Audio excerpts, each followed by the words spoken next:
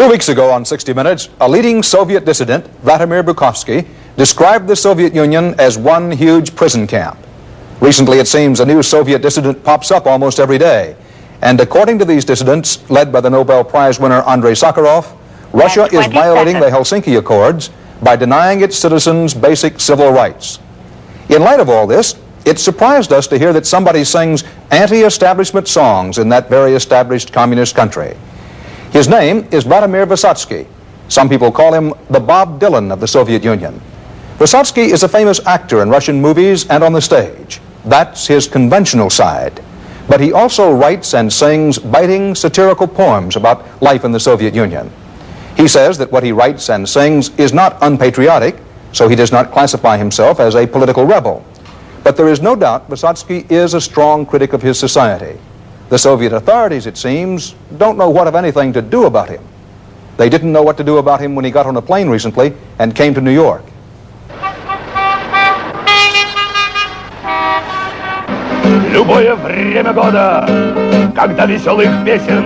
One of his strongest statements is a song called "Я не люблю," things I don't like, such as, I don't like cold cynicism.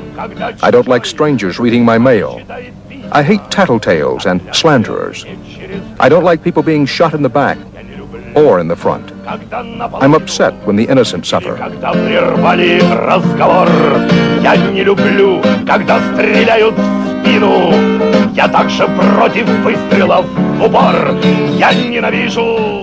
All of these things I do not like. These things I will never like. In a way, Wyssotsky plays a dangerous game, but he seems confident that he'll get away with it. He's not defiant, but he's also not submissive. Appearing on our program alone was a daring act.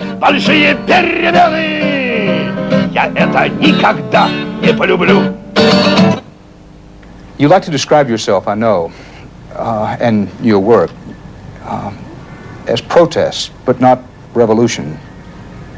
Where is the line between a protest singer or poet and a revolutionary singer and poet?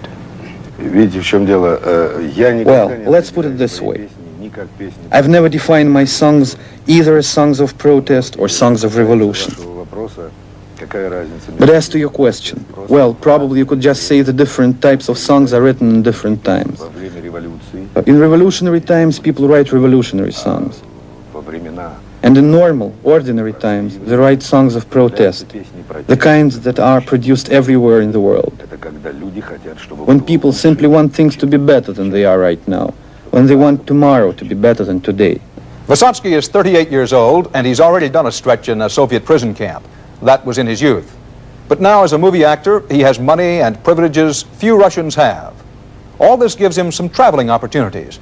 But he says when he gives an official performance in the Soviet Union, he has to go through a certain degree of curtailment of what he wants to perform. There are people whose job is to regulate what I do, whether I can sing these songs or others. The same is true of my recording. I wrote 600 songs, but I recorded only 20 of them. And how do you know how far you can go and where you have to stop? I write what I think and what I want. But then starts the problem of performing what I have written. Because after all, I'm a performer, and I need an audience. And here the difficulties begin, since I don't have very many official performances. So, what I do is to perform for my friends. What are the principal themes running through your poetry? What I usually try to do is to deal with the problems of the individual first, in his everyday life, the problems which have affected the individual throughout history. I try to write against human vices and failings. And many of my poems are very critical in that sense, without question. We asked about songs about war and détente with the Soviet Union. Wyssotsky said he didn't deal with such subjects, but he did have a song about a submarine that was caught under a minefield, running out of air. That was his statement on war.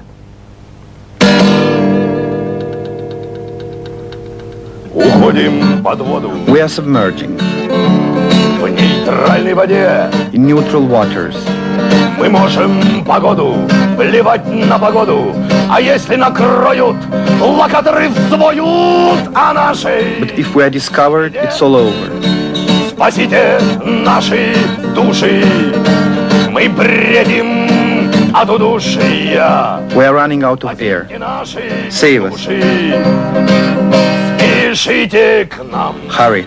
Услышьте нас на суше. Listen to us. Наш СОС все глуше, глуше. Our SOS grows fainter and fainter. Души напополам и рвутся. Our lungs are bursting, but we can't surface. Там слева по борту, там справа по борту, там прямо по ходу, мешает проходу. We are blocked by mines. Смерть! Death. Спасите наши души! Мы бредим от удушья! Спасите наши души! Спешите к нам! Услышьте нас на суше!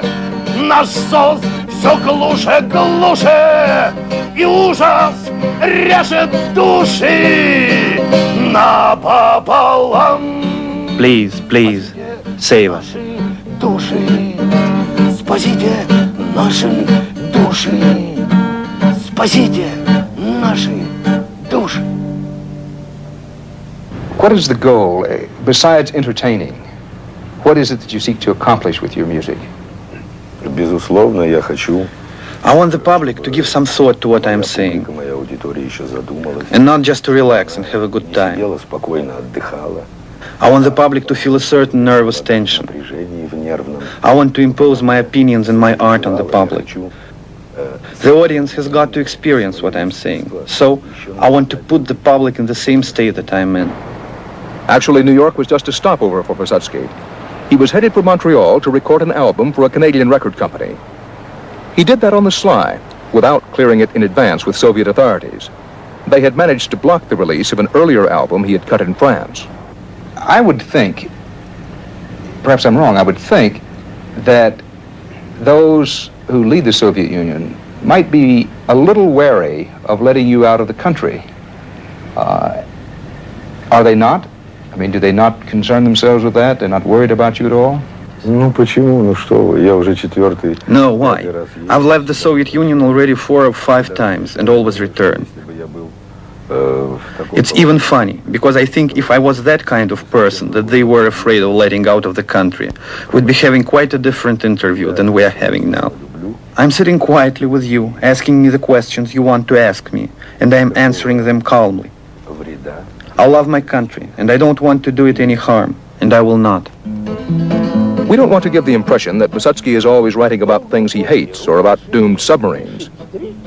He does a number of patriotic songs that keep him in good graces with the Soviet authorities. And actually, much of the time, he simply pokes fun at small things, like the morning calisthenics they play on Moscow radio. They'll sober you up in the morning, he says, if you're still alive, that is. Выполняйте правильно движения, прочь влияние извне, привыкайте к новизне, вдох глубокий до изне, ношения. Очень вырос в целом мире грипповирус 3-4, ширится, растет заболевание. Если хилый, сразу гроб, сохранить здоровье, чтоб, применяйте люди об тирания. We have no way of knowing whether the Soviet authorities are getting more lenient toward their critics. But thousands are exiled in prison camps for expressing critical views, though some seem to get away with it. Vladimir Wysocki is one of those who walks a very narrow line between official tolerance and oblivion. Выигрыша даже начинающий. Красота среди бегущих, первых нет и отстающих. Бег на месте общепримиряющий.